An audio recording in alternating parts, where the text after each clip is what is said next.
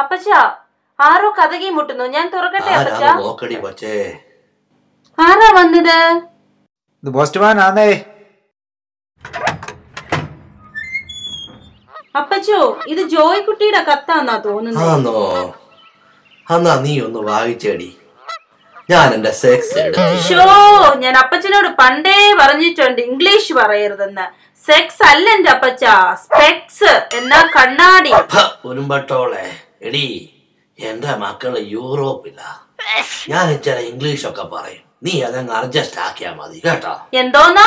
Adjust അല്ല എന്റെ അപ്പച്ച, അഡ്ജസ്റ്റ്. എടി നീ ഇങ്ങ് വന്നേ, ഇങ്ങി വാ. നീയേ ഇവിടെ തൂക്കാൻ വന്നതാണോ അതോ എന്നെ ഇംഗ്ലീഷ് പഠിപ്പിക്കാൻ വന്നതാണോടി?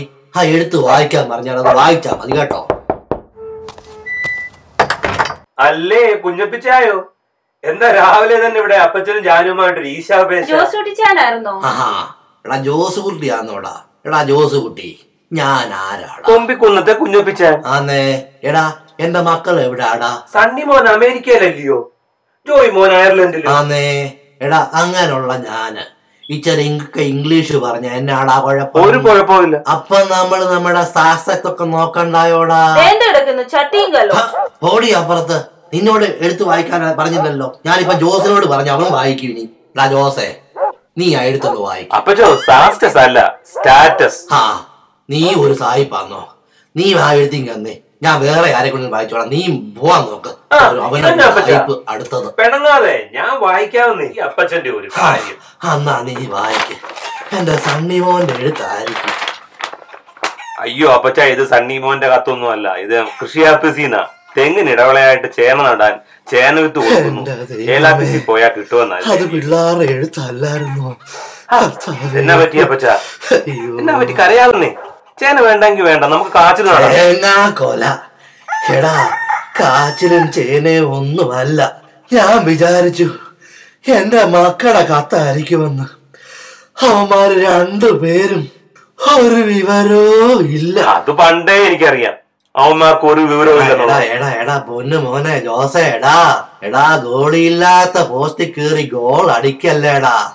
എടാ എന്റെ മക്കളെ കുറിച്ച് ഒരു വിവരവും ഇല്ലെന്നാ പറഞ്ഞ, അല്ലാതെ അവന്മാർക്ക് വിവരമില്ലെന്നല്ലടാ മോനെ ജോസേ ഞാൻ പറഞ്ഞത്.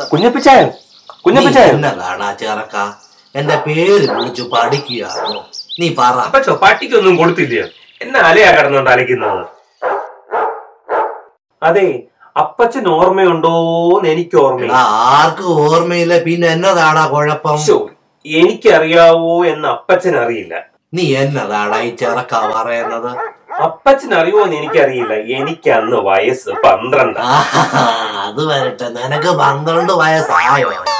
പക്ഷെ അതിന്റെ ബുദ്ധിയൊന്നും നിനക്കില്ലല്ലോടാ. നീ എന്തിനാ വന്ന് ഉള്ള കാര്യം പറയണ്ട ചെറുക്ക. കുറച്ച് പൈസ കിട്ടിയാൽ കൊള്ളായിരുന്നു, പശുവിന് ഇത്തിരി പിണ്ണാക്ക് മേടിക്കാം. നീ വന്നപ്പോഴേ എനിക്കറിയാം എന്തെങ്കിലും ആവശ്യം കാണുമോ. നീ ഒരു കാര്യം ചെയ്യ, ആ ജാനുവിന്റെ കയ്യിൽ വാങ്ങിച്ചോണ്ട് പോ പൈസ. പിന്നെ ആ പിണ്ണാക്ക് വാങ്ങിക്കുമ്പോ ഇച്ചാ നീയും കൂടെ അങ്ങ് തിന്നണം. ശരി എന്നാ അപ്പച്ച, ഞാൻ ഇറങ്ങട്ടെ. ഈ ഉപകാരം ഞാൻ മറന്നാലും ഭരിക്കുകയല്ല. ജാനുവേ, നല്ല മഴക്കാറുണ്ട്. മുറ്റത്ത് കിടക്കുന്ന റബ്ബർ ഷീറ്റ് എടുത്ത് അകത്തിട്ടോ. കനത്ത മഴയാ വരാൻ പോകുന്നേ. ഇതെന്റെ പിള്ളേരുടെ ഫോൺ ആയിരിക്കുമെന്നാ തോന്നുന്നത്. ഹലോ ഹലോ ഹലോ, ഇത് കെ കുഞ്ഞപ്പിയാണോ? ആന്ന് മോളെ. ആരാ വിളിക്കുന്നത്? ഞാൻ കൊച്ചിൻ SBTയിൽ നിന്ന് വിളിക്കുകയാണ്. ഞങ്ങളുടെ പുതിയ ഹൗസിംഗ് ലോണിന്റെ പ്രൊമോഷന്റെ കാര്യം സംസാരിക്കാൻ വേണ്ടിയാണ്. താങ്കൾക്ക് സംസാരിക്കാൻ താല്പര്യമുണ്ടോ? ഇപ്പം വീടിന്റെ കാര്യത്തെ കുറിച്ച് ഒന്നും താല്പര്യമില്ല എന്റെ മോളെ.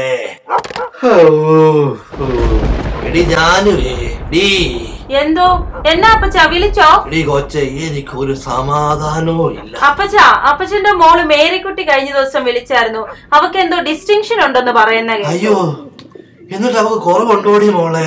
എന്തോ അപ്പച്ച? ഏതാണ്ട് ഉണ്ടെന്ന് പറഞ്ഞ. അവക്ക് പരീക്ഷയ്ക്ക് നല്ല മാർക്ക് കിട്ടിയെന്നാ പറഞ്ഞത്, അല്ലാതെ വേറൊന്നുമല്ല.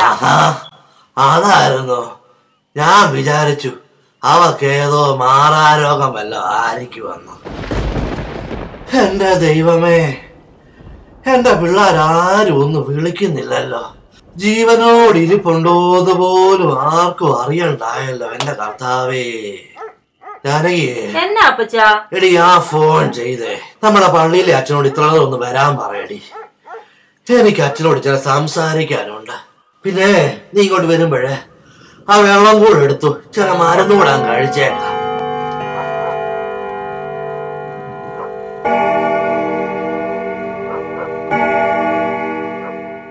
ഓ, ഇവിടെ ആരും ഇല്ലയോ? ആരാ? കേറി വന്നാട്ടെ. ഞാൻ പാസ്റ്റർ കോശി. ഞാൻ അടുത്ത സഭയിലെ പാസ്റ്ററാ.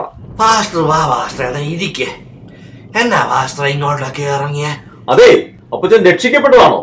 രക്ഷിക്കപ്പെട്ടതാണോന്ന് മനസ്സിലായില്ല പാസ്റ്ററെ. രക്ഷിക്കപ്പെട്ട് സ്നാനപ്പെട്ട് അഭിഷക്തനായതാണോന്ന്. പാസ്റ്ററിന് എന്നാ പറ്റി? രക്ഷിക്കപ്പെട്ടതല്ലെങ്കിൽ ഇവിടെ പെട്, ഇപ്പൊ പെട്, ഇപ്പൊ പെട്. അത് എന്നാ അപ്പച്ച ഇയാൾ ഈ പറയുന്നത്? ആ, എനിക്കറിയാൻ മേൽ എന്റെ കൊച്ചേ. ഇവിടെ പെട് അവിടെ പെട് എന്നൊക്കെ ഈ പാസ്റ്റർ പറയും. അത് ചേട്ടന് പെടുക്കണമെങ്കിൽ ടോയ്ലറ്റ് പുറകിലുണ്ട്, ചേട്ടൻ അവിടെ പോയി പെടുക്ക്. അപ്പച്ചന്റെ കാര്യം അപ്പച്ചൻ നോക്കിക്കോളും. ഇത് ശരിയായല്ല. അന്ത്യനായ വിധിയിൽ കർത്താവ് ചോദിച്ചോളൂ. രക്ഷിക്കപ്പെടുന്നതല്ലേ വെള്ള വരണം, അത് അപ്പച്ചൻ ഓർത്തോ. എന്റെ പാസ്റ്ററെ, ഞങ്ങളെ അപ്പനപ്പൂപ്പന്മാരുടെ കാലം മുതലേ ഒന്നാന്തരം മാർത്തോമക്കാരാ. ഈ മാർപ്പാപ്പയെ കുർബാന പഠിപ്പിക്കുന്ന പരിപാടിയെ ഈ വീട്ടിൽ ഏതായാലും വേണ്ട. എന്റെ പാസ്റ്റർ അപ്പച്ചൻ ഈ വെള്ളം അങ്ങോട്ട് കുടിച്ച് ഈ മരുന്ന് അങ്ങ് കഴിക്കും. അല്ലെങ്കിൽ തന്നെ മനസ്സിനകത്ത് തീ. അതിനിടയ്ക്ക് ഓരോത്തന്മാര് വന്ന് ഇവിടെ പെട് അവിടെ പെട്.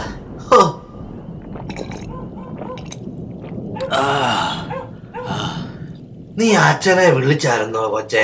അപ്പച്ച, അച്ഛനൊരു ഇച്ചിരി തിരക്കില്ല, ഒരു ഷൂട്ടിങ്ങിന് എന്തോ പോയേക്കുവാന്നാ പറഞ്ഞത്. അപ്പച്ചൻ ഇവിടെ ഇരിക്കുന്നേ, മക്കള് വിളിക്കും. അപ്പച്ചന്റെ മക്കൾ ഒത്തിരി സ്നേഹമുള്ളവരാ, അപ്പച്ചൻ വിഷമിക്കണ്ട. സ്നേഹമുള്ളവര് ഒരു ഫോൺ ചെയ്യാൻ പോലും അവന്മാർക്ക് ആർക്കും സമയവും ഇല്ല കാലവും ഇല്ല.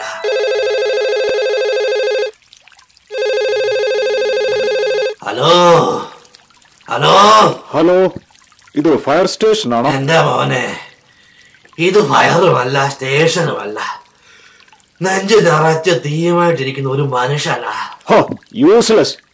Get lost. എന്താണ് നീ പറഞ്ഞ യൂസ്ലെസ് എന്നോ? ആ, എല്ലാം ഇംഗ്ലീഷാ. എടി അച്ഛൻ വന്നെന്ന് തോന്നുന്നു, നീ കഥ ഒന്ന് തുറന്നേ.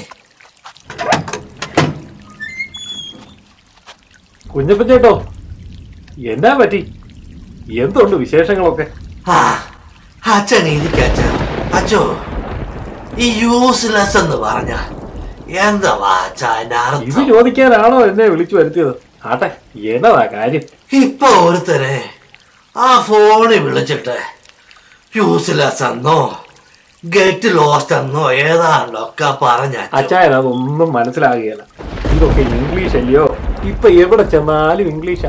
കഴിഞ്ഞ ദിവസം ഞാൻ ആ മാളികയിലെ അവറാച്ചാന്റെ വീട്ടിലൊന്ന് പോയി. അവിടെ ചെന്നപ്പോ ചേട്ടത്തി പറയുക, ചേട്ടത്തിയുടെ മൂത്ത മോൻ രാജു അങ്ങ് അമേരിക്കയെ പ്രഗ്നന്റാ. ഞാൻ അങ്ങ് ഞെട്ടിപ്പോയി. പിന്നല്ലയോ കാര്യം മനസ്സിലായത്. രാജു ജോലി പെർമനന്റ് ആയ കാര്യമാ ചേട്ടത്തി പറഞ്ഞത്. ജാനകിയെ, എന്തുണ്ട് വിശേഷങ്ങളൊക്കെ? സുഖായിരിക്കുന്നു അച്ഛാ. നീ വിളിച്ചപ്പോ ഞാൻ സ്വല്പം തിരക്കിലായിരുന്നു. നമ്മളെ പിള്ളേരുടെ ആൽബത്തിന്റെ ഷൂട്ടിങ് നടക്കുമല്ലയോ, അതുകൊണ്ട് ഇപ്പം ഭയങ്കര തിരക്കാ. ജാനുവേ, ഇടി അച്ഛൻ ഇന്ന് ഊണൊക്കെ കഴിഞ്ഞിട്ടേ പോകുന്നുള്ളൂ. നീ അച്ഛന് വേണ്ടി വല്ല ഒന്നും ഉണ്ടാക്ക് പെട്ടെന്ന്, കേട്ടോ? അത് അച്ഛാ, അച്ഛന് പച്ചക്കറിയൊക്കെ മതിയായിരിക്കും അല്ലേ? അത് പിന്നെ നോമ്പൊക്കെ അല്ലയോ? പച്ചക്കറിയൊക്കെ മതി, പക്ഷേലുണ്ടല്ലോ അച്ഛന് മോരും പുളിയൊന്നും തീരെ വേണ്ട, കേട്ടോ? അച്ഛോ, കഴിഞ്ഞ 3 മാസമായിട്ട് എന്റെ പിള്ളേരെ പറ്റി ഒരു വിവരവും ഇല്ല എന്റെ അച്ഛോ. ഒന്ന് ഫോൺ ചെയ്യാൻ പോലും അവന്മാർക്ക് സമയമില്ല. ഭയങ്കര തിരക്കിലായിരിക്കും കുഞ്ഞപ്പൻ ചേട്ടാ. നമ്മുടെ ഇവിടുത്തെ പോലെ അല്ലല്ലോ, അമേരിക്ക. വേണ്ട അച്ഛോ, അച്ഛൻ എന്നെ ആശ്വസിപ്പിക്കൊന്നും വേണ്ട. എന്റെ ഇളയ മോന, അവന് 3 മാസം പ്രായമുള്ളപ്പ എന്റെ ഭാര്യ ഈലക്കുട്ടി അവള് ഞങ്ങളെ വിട്ടു പോയതാ. ഒരു വസൂരി വന്നതാ. പിന്നെ അങ്ങോട്ട് എന്റെ ഈ 2 കുഞ്ഞുങ്ങൾക്ക്